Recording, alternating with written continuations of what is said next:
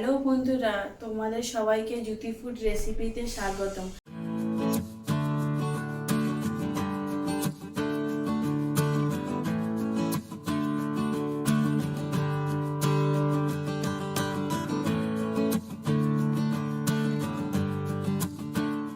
আজকে আবার আমি চলে এসেছি দু রকম রান্না নিয়ে। একটা হচ্ছে ভেন্ডি দিয়ে মাছের ডিম ভাজা, আর হচ্ছে রুই মাছের মশলা কারি। দেখতে থাকো আমি কিভাবে দুটো রান্না করি। একটা হচ্ছে ভেন্ডি দিয়ে মাছের ডিম দিয়ে ভাজা, আর রুই মাছের মশলা কারি। মশলা কারিটা কীভাবে করে তোমরা পুরোটা ভিডিওটা পুরোটা দেখতে থাকবে।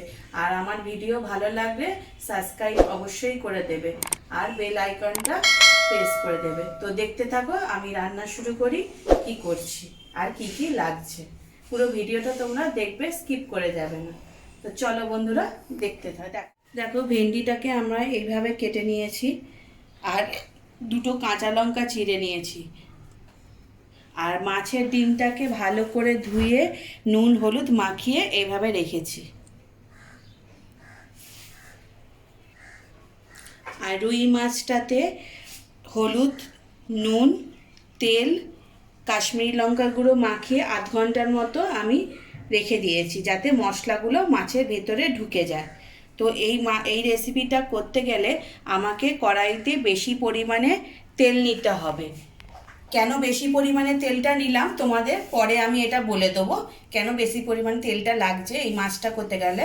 এবার তেলটা গরম হয়ে গেছে, এবার এর মধ্যে আমি নুন দিয়ে দেবো। এর আগে অনেক ভিডিওতে তোমাদের বলেছি কড়াইতে মাছ ভাজবার আগে যদি নুন দেওয়া হয় তাহলে মাছটা কড়াইতে লেগে যায় না। এবার কড়াইতে আমি মাখিয়ে নেবো নুনটা। এবার আস্তে আস্তে মাছগুলো আমি ছেড়ে দেবো। আর এই রেসিপিতে মাছগুলো একটু কড়া করেই ভাজতে হবে। দেখো আস্তে আস্তে মাছগুলো ছেড়ে দিচ্ছি। দেখো মাছগুলো ভাজা হচ্ছে, মাছগুলো একটু কড়া করে ভাজবো। এক পিঠ এখনো হয়নি, মাছগুলো ভাজা আছে। মাছগুলো ততক্ষণ ভাজা হোক, তোমাদের ভেন্ডিটা করা দেখাই ততক্ষণ। চলে এসো। তো কড়াইতে আমি তেল গরম করে নিয়েছি। তেলটা ভালো মতো গরম হয়ে যাওয়ার পরে আমি কড়াইতে একটু কালো জিরে দিয়ে দিলাম। কালো জিরেটা একটু হয়ে যাওয়ার পর ভেন্ডিগুলো ছেড়ে দেবো।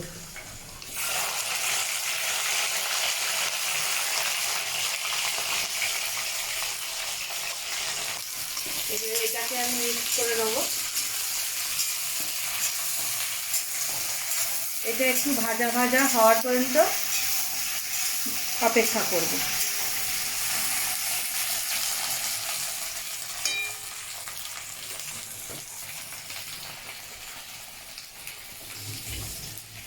ওইদিকে আমি মাছটা দেখে নেবো এক পিঠ কতটা ভাজা হলো। দেখো কি সুন্দর উঠে আসছে মাছগুলো, যেহেতু আমি নুন দিয়ে দিয়েছি বলে।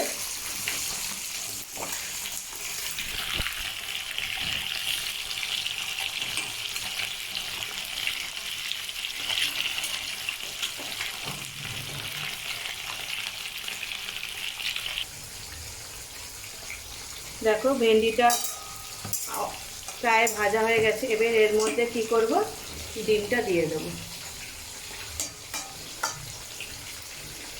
মাছের ডিমটা দিয়ে দেবো।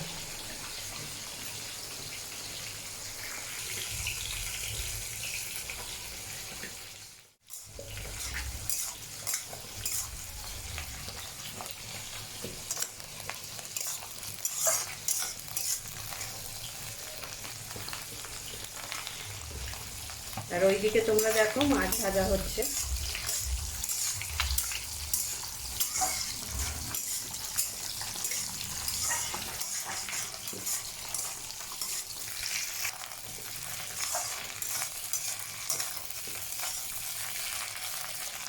ভাজা হচ্ছে, এর মধ্যে কুচানো পেঁয়াজ দিয়ে দেবো। এইভাবে পেঁয়াজটা কুচাতে হবে।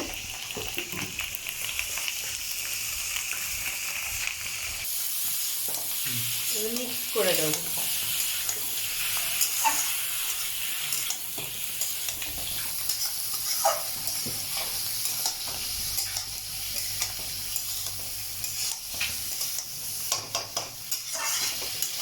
কন্টিনিউ এইভাবে নাড়তে থাকতে, মাঝে মাঝে গ্যাপ দিলেও হবে, তবে তলা না লেগে যায়। তবে তলা লাগবে না, যেইটা আমি ভালো করে তেলটা গরম করে নিয়েছি, ভালো করে ওই জন্য তেলটাকে গরম করে নিতে হবে। এবার নাড়তে থাকতে হবে।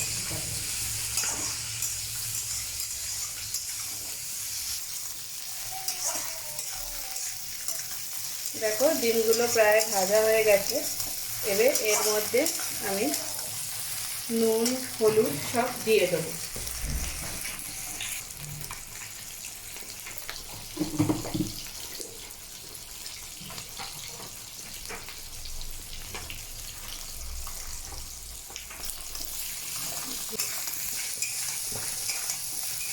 দেখো ভেন্ডিটা এইভাবে ভাজছি। আমি কিন্তু এতে জল দিইনি, জল তোমরাও দেবে না, জল দিলে কিন্তু খেতে অন্যরকম হয়ে যাবে। পুরো ভাজার ওপরই এটা হবে, ভেন্ডি আর মাছের ডিম।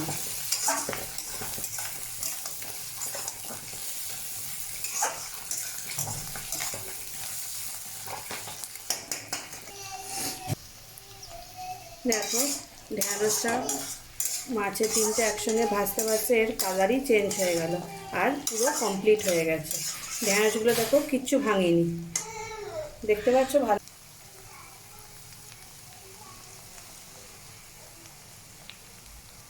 এটা কমপ্লিট হয়ে গেছে। এবার এইটাকে আমরা নামিয়ে নেব। আর এইদিকে দেখো মাছগুলো ভাজা হয়ে গেছে। মাছগুলো আমি কেমন ভেজেছি সেটা তোমরা দেখেই বুঝতে পারছো কতটা কড়া ভাজতে হবে মাছগুলো, ভালো করে খেয়াল করো। এই মাছের মশলা কারি করার জন্য আমরা একটা মশলা তৈরি করব, দেখবে এসো কীভাবে তৈরি করব।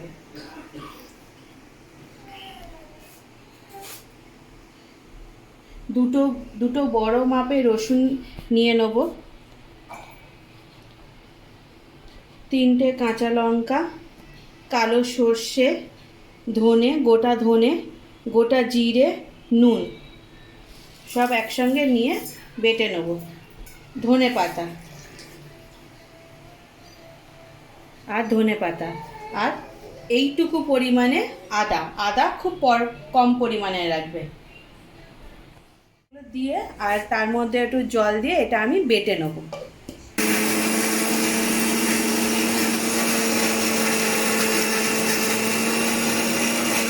এই মশলাটা দেখো বেটে রেডি করা হয়ে গেছে। এবার কি করতে হবে, দুটো বড় মাপের টমেটো, তোমাদের যদি বড় মাপের না থাকে তো ছোট 3-4টে দিতে পারো, এটাকেও বেটে নিতে হবে। আর এই রুই মাছের মশলা কারি তৈরি করার জন্য কোনো পেঁয়াজ লাগে না। তো দেখতে থাকো, এটা আমি বেটে নিই, তারপর দেখতে থাকো। এবার মাছ ভেজেছি সেই তেলটাতে কি করব, আমি একটু কাশ্মীরি লঙ্কা দিয়ে দেবো। এতে কি হয়, মাছের কালারটা সুন্দর আসবে। আর হলুদ দিয়ে দেবো।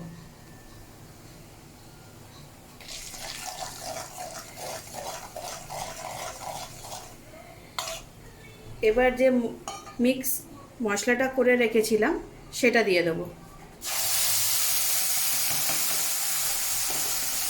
এবার নাড়তে থাকবো। এটার মধ্যে যে জলটা আছে যতক্ষণ না মরবে এটা নাড়তে থাকবো।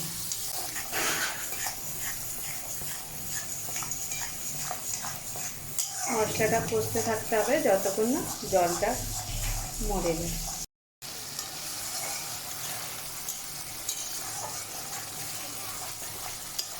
অনেকটা জল মরে গেছে এবং এর মধ্যে দিয়ে তেল বেরিয়ে এসছে। এবার এর মধ্যে যে টমেটোটা বেটে রেখেছিলাম সেই টমেটোটা দিয়ে দেবো।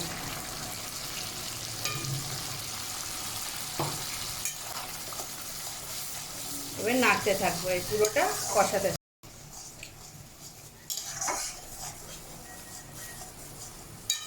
মশলাটা কষা হচ্ছে। আর তোমাদের এর আগে আমি বলেছিলাম এই রান্নাটা করতে গেলে তোমাদের বেশি পরিমাণে তেল দিতে হবে। তার কারণটা হচ্ছে এই যে আমরা সর্ষে বাটাটা দিলাম, সর্ষে বাটাটা দিয়ে তো আমরা কষাচ্ছি, মশলার সঙ্গে যে সর্ষে বাটা বেটেছিলাম সেটা তেতো হয়ে যাবে না যদি তেলটা বেশি পরিমাণে থাকে। সেই জন্য বলেছিলাম বেশি পরিমাণে তেল দিতে হবে। কষতে কষতে এর মধ্যে একটু গোলমরিচের গুঁড়ো দিয়ে দেবো। গোটা গোলমরিচ যদি থাকে তোমাদের তো গোটা গোলমরিচ বেটেও দিতে পারো। এবার এটা নাড়বো। দেখো অনেকটা জল মরে গেছে, এখনও এটাকে নাড়তে হবে, আরও শুকনো শুকনো এটা করতে হবে। এটা কষাতে প্রায় 10-15 মিনিট টাইম লাগে।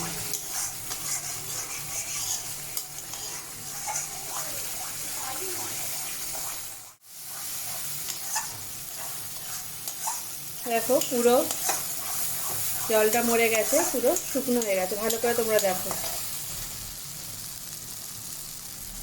এরকম দিকে তুলে দেখে এরকম হয়ে যাবে।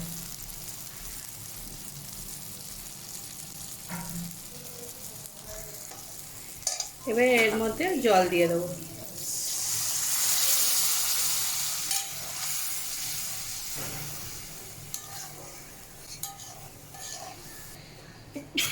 এবার এটাকে আমি একটু ফোটা অবধি অপেক্ষা করব। আমি চাপা দিয়ে দিই, ঢাকনা দিয়ে দিলে তাড়াতাড়ি ফুটে যাবে। এবার খুলে দেখি কি হয়েছে। এটা ফুটেও গেছে আর দেখো তেল বেরিয়ে এসছে। এবার মাছগুলো আমি সাইড থেকে ছেড়ে দেবো, ভাজা মাছগুলো।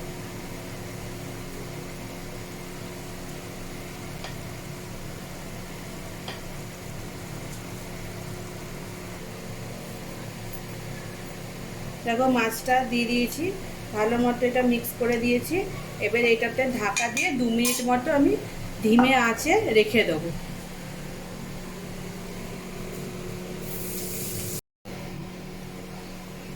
দেখি কতটা হলো। এটা ফুটে গেছে, দেখো পুরো তেল বেরিয়ে গেছে। এবারে এটাকে আমি, এটা হয়ে গেছে, এটাকে আমি ঢেলে নেব।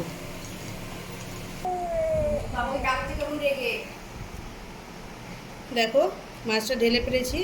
এবার এর মধ্যে আমি একটু ধনেপাতা ছড়িয়ে দেবো।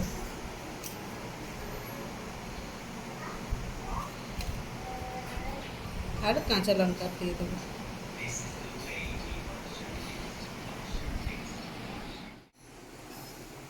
আজকের মতো আমার 2 রকম রান্না শেষ হয়ে গেছে। তোমরা বাড়িতে রান্নাটা করে দেখবে, কেমন লাগলো আমাকে জানাবে কমেন্ট সেকশানে। আর একদম ছোটো ছেলে উঠে পড়েছে, এতক্ষণ ঘুমোচ্ছিল।